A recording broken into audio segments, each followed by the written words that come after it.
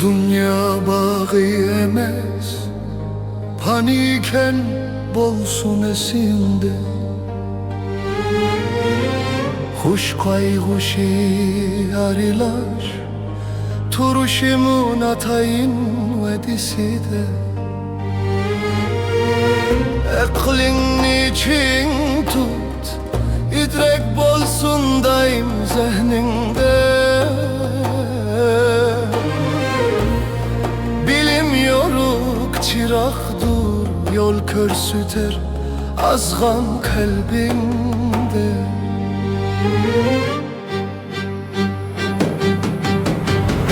Atilar hikmet sözü var bizge, dilimizni beytişka. Atilar nesihet sözü var bizge,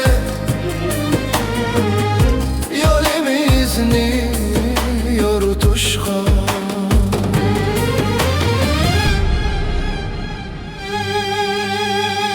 Yıllar suda köter tutup kalgılıp olmaydı hergiz. Yaşlihin tügeydu sezmey, baylihin mukiter habersiz. Sözlerini kılgın pak, her işinde bolgın terepsiz.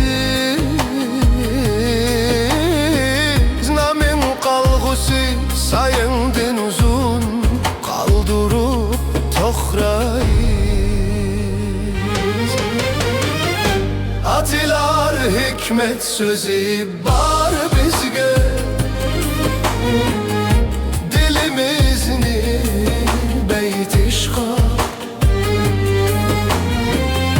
Atilar nesihet sözü var bizge,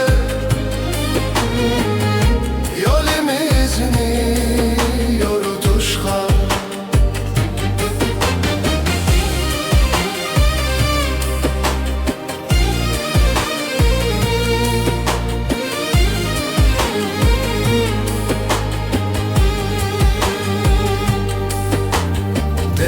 Değişenne çünkü özgürüşlü günün yüzü. Şerinlik de zehir var, kayta oylan onun her bir sözü. Unutma ki terkünü, kiler eldam körsetmeyi özü.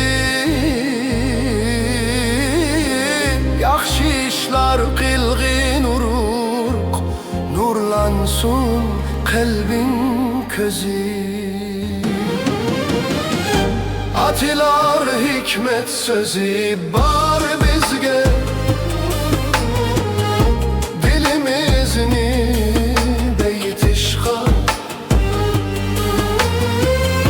Atilar nesihet sözü